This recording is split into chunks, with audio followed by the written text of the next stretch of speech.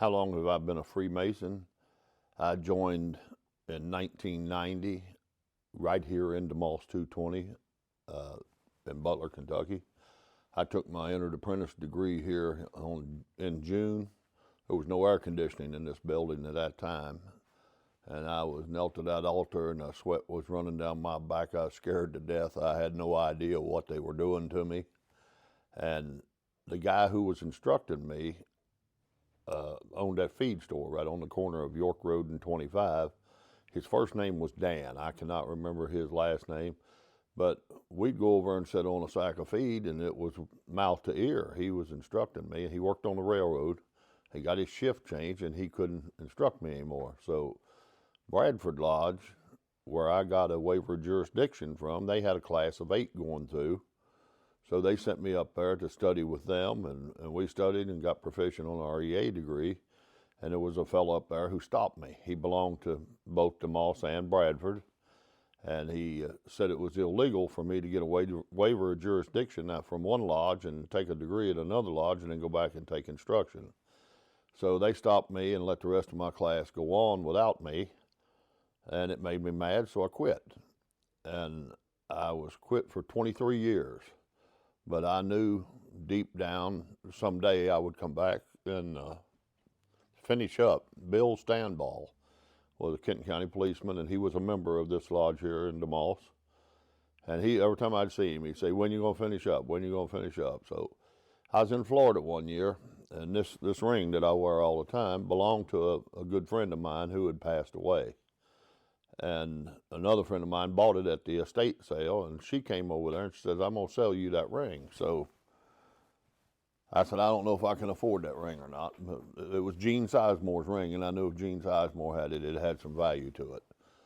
He was a well-known businessman and wasn't hurting for money by any means. So she sold me the ring down there, and she said, "Don't pay me till you get back home. You might need your money here in Florida." So I had the ring probably 8 or 10 years, I don't know. And gold got real high, so I took it over to Florence one day and throwed it up on the counter, and the guy weighed it up. I gave $250 for the ring, and he said, "Well, you got $365 worth of gold there." And I said, "I'll sell it, but I want to keep the diamond. I want to have me a solitaire ring made out of that diamond." He said, "Why don't you keep the ring and wear it?" I said, "Well, I haven't finished my degrees up in the Masons." He threw the ring back up on the counter and said, "Finish up your degrees and wear that ring. It's too good to tear up." Looking back, he was probably a Mason, but I didn't know that at that time. So we went to Florida again. I told Tammy when we came home, "I'm going to finish up my degree." She said, "So whatever you want to do." So I went to Crittenden Lodge. They had a boy who had just taken his EA degree. So I just had to pay my dues up for a year and that year. And Barry Turner, I believe was his name. We took our fellowcraft degree at Crittenden Lodge, and Lewis Fields instructed us. We got proficient on that, and we had an outdoor degree down on Herschel Freeman's farm, and this was in 2013. And I was raised down there on Herschel Freeman's farm, and came back to this lodge here in DeMoss, and I've been very active since. I've been master here 3 times. Secretary, I got put into the secretary. Wilson Wilder was our Grand Master, and our secretary here hadn't showed up, so he came. They didn't go to Grand Lodge, didn't go to education meeting, didn't go to the district meeting, so he came here. He said, "Who's your newest member?" And they pointed at me. He said, "You're the secretary." And that's a joke between me and Wilson Wilder now. He says, "I'm surprised you even talked to me." So I sat in the secretary's chair a couple of years, and then they wanted me to move around the chairs and get into the master seat. I actually sat in the senior warden's chair at another lodge so that I could qualify to sit in the east here. And I've sat there 3 times since, and so far so good. The lodge is still operating. And I guess that's about how long I've been a Mason. What influenced me to become a Freemason? My uncle passed away in 1972, I believe it was.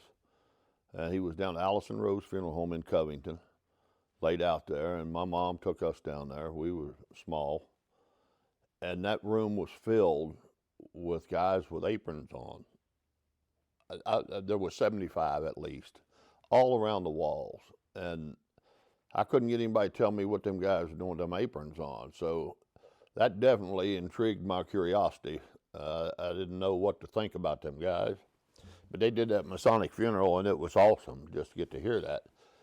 So my dad was born and raised in Alabama. He has two half brothers down there that were Masons and Shriners, and he bought an old '59 Chev station wagon, and we were going to Alabama down the old road then, and that's back when 65 part of it was a toll road.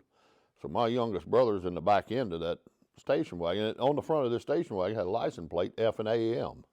I couldn't get anybody to tell me what that was. I didn't know what that stood for. So my youngest brother's in the back end of that station wagon, and he's giving everybody them truckers blow your horn. So they're blowing the horn. And my mom says, "What's all them old trucks doing blowing that horn?" My dad says, "I don't know, but it's got something to do with that license plate on the front of here." He said, "That's all secrets." Well, that made it 10 times worse. I'm going to find out about them secrets. But I never could get anybody to tell me. I worked at Kenton County School Bus Garage, mechanicing on school buses. And my boss came in there one day, and he had a Masonic ring on. I said, "Are you a Mason?" He said, "Yeah." I said, "Well, what have I got to do to join them?" He said, "You just did it." I said, "Well, what did I do?" He wouldn't tell me. He said, "I'll send somebody to talk to you." So he sent Paul Holden to talk to me, and Paul's wife was a monitor on school bus. I'd known Paul 40 years, I guess. I had no idea he was a Mason. Just so turned out, Paul belonged to this lodge, the same place where Bill Stanball belonged to the lodge, the same place where my boss belonged to the lodge. And that's why I got the waiver of jurisdiction to come from Bradford Lodge to DeMoss Lodge. What other appendant bodies do I belong to? I belong to the Syrian Shrine in Cincinnati. I also belong to the Scottish Rite in Covington. I'm not active with the Scottish Rite. I am very active in the Shrine. I am actually getting in line to run for a potentate. That's a 5-year progressive line. You start out as Oriental Guide, you move to High Priest and Prophet, Assistant Rabband, Chief Rabband, and then the potentate. And each year you're elected to the next chair up. But this year, December the 4th, I'll take a chair. Hopefully, they seem to think I will. The past potentates think that I will. And they're experiencing the same thing as Masonry, a decline in numbers. You have to be a Mason to be a Shriner. And when the numbers go down in Masonry, they go down in the Shrine as well.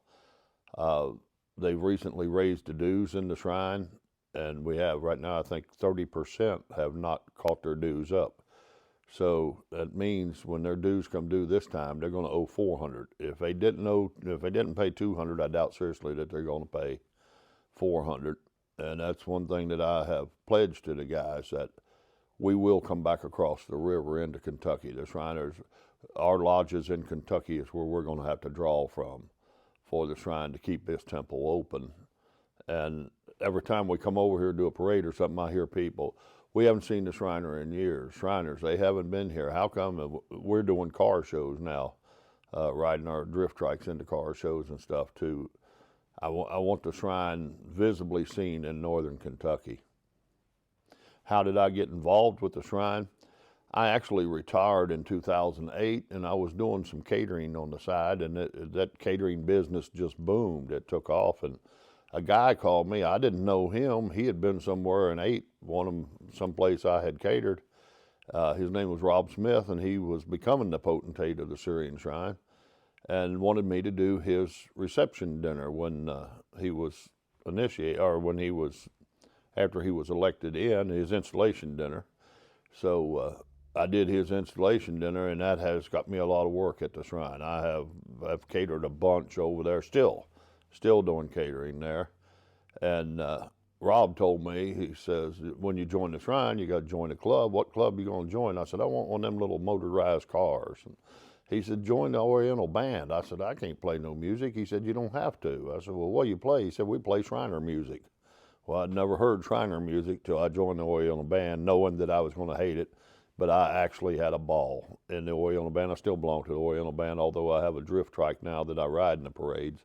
But I'll always stay with the Oriental Band. It's a lot of fun fun that you can't even imagine when you see a guy on a jingle stick over shaking it and blinking his eyes every time. The faces these guys make. When the Shriners come into town in a parade and that band is playing, I don't know how many people that I have heard, thank you guys for what you do.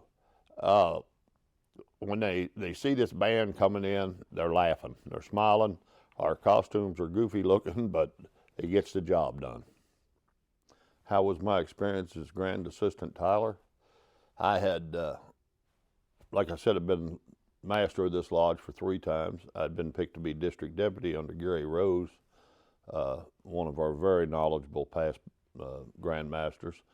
And when I was district deputy, I was traveling to all of my lodges. I had to make each lodge twice visit. And that particular year, I sat in lodge 63 times. And Darren Wilson was running for Grand Junior Warden at that time. Wherever they go, they can't announce it. So if I was in the lodge where he was, I would announce it for him. And became very good friends with Darren and his wife, Brenda. And out of the clear blue sky, I was at a district meeting, and he asked me, how would you like to be my Grand Assistant Tyler? I had no idea. I had no idea that he was going to ask me to do anything. So I told him it'd be quite an honor to do that. So I said, who can I tell? He said, tell your wife and don't tell anybody else, because if we tell them now, it looks like we're trying to push the others out. So it was almost a year that I was busting to tell somebody. And finally one day I asked him, can I tell? He said, tell whoever you want. And I got a letter in the mail. I actually posted it on Facebook. And what an honor that it was to get that. And you get a gold collar to wear and an apron. And I traveled with him to 28 of the district meetings in the state of Kentucky alone. I put 6,000 miles on my pickup truck just going to district meetings this year. All in the year, I put 10,000 miles on my truck, and I didn't do a fraction of what the Grand Line does. So you can imagine how much driving they do. I stayed out of town a lot. We would have to go on Friday day and get a room and stay Friday night and Saturday night and come back home on Sunday morning, or sometimes we were out till 3, 4 in the morning getting home.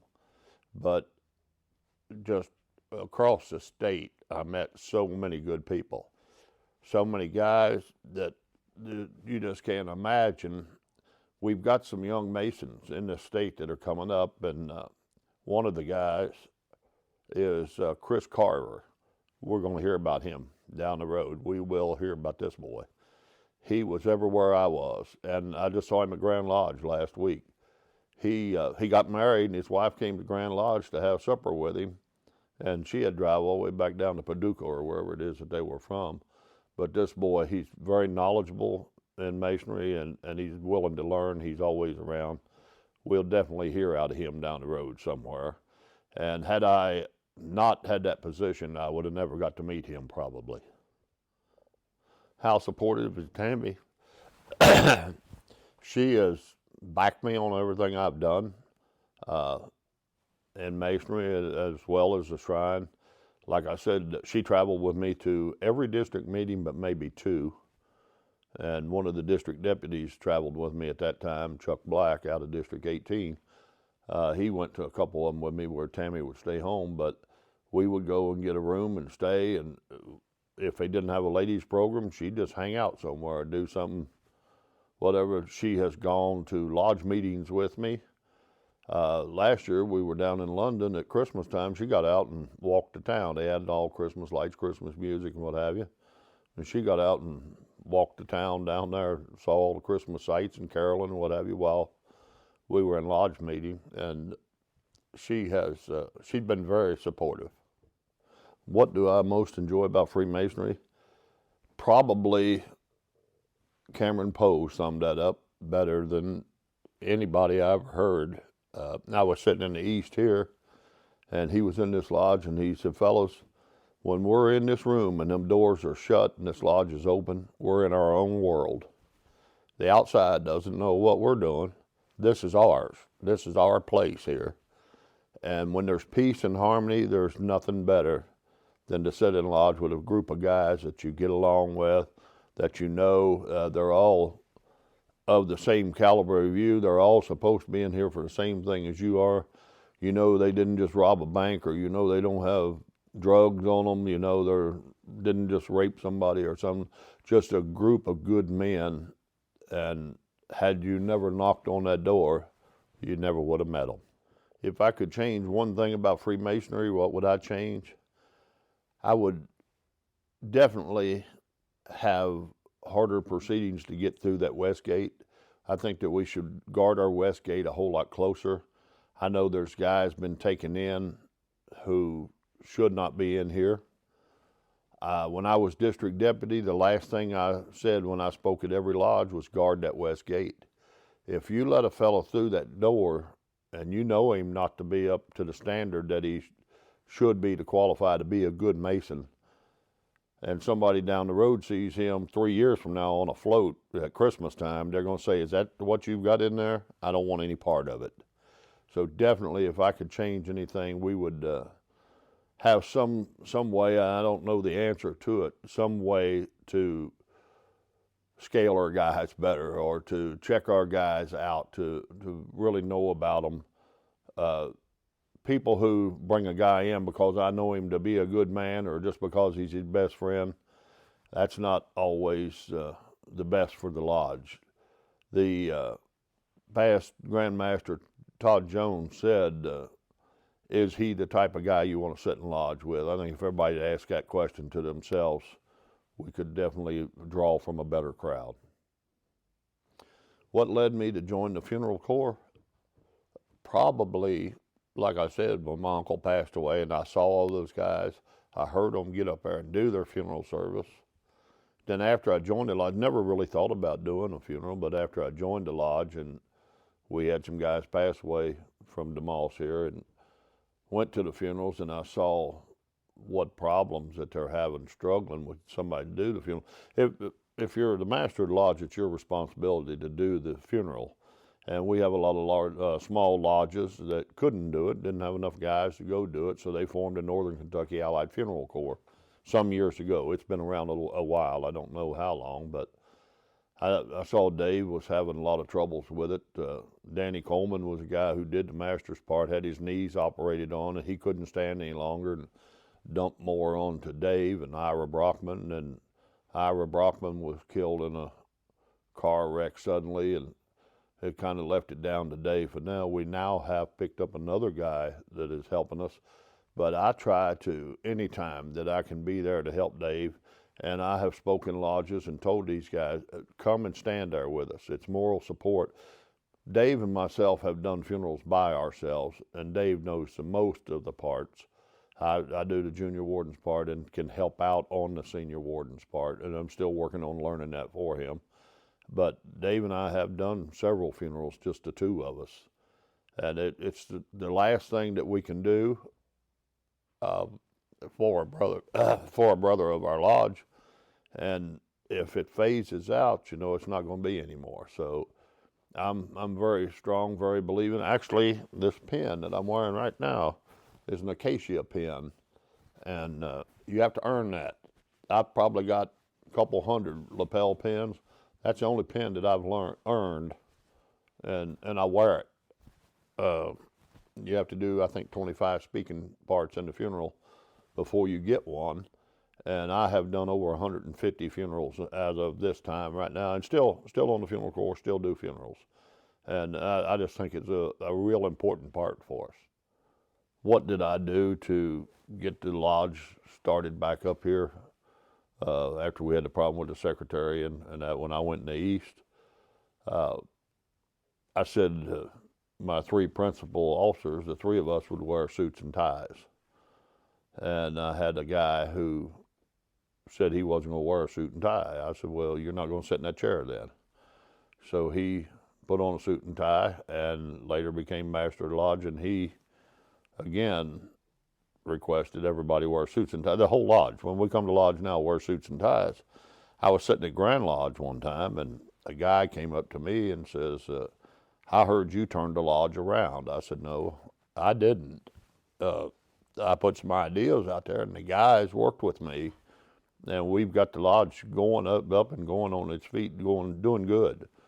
And he said, what's the one thing you credit that to? I said, neckties.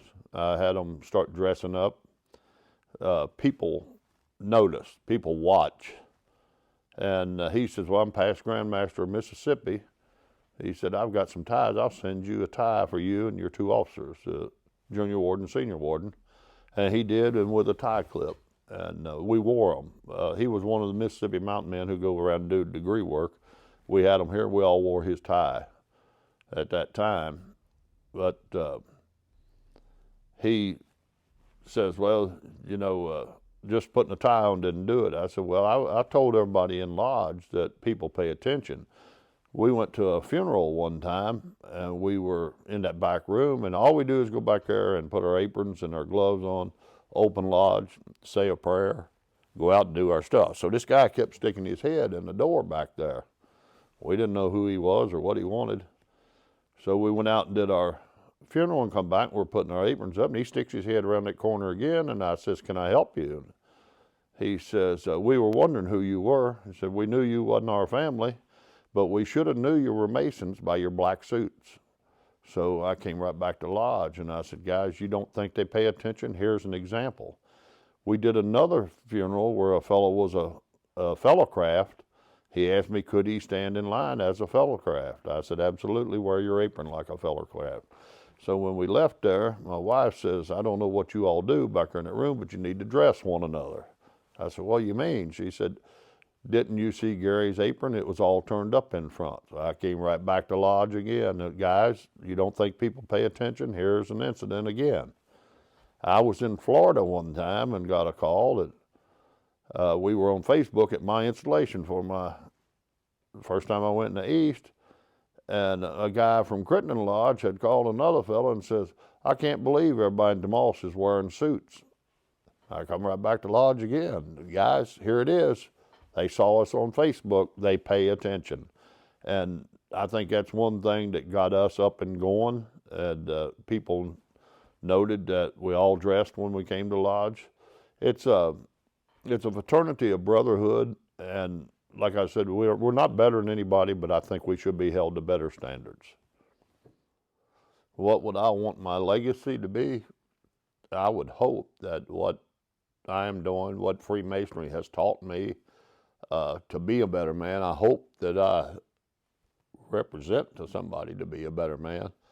I don't think Masons are any better than anybody, but I think that we should be held to a higher standard. If you'll live by the teachings of what the fraternity teaches us to be a better man, it's going to show outside that door, whether you've got that apron and jewel on or not. Hopefully that it has transformed me from some of the bad that I used to do, and I know, using curse words, I've trimmed that down a lot too since I've been involved with the lodges.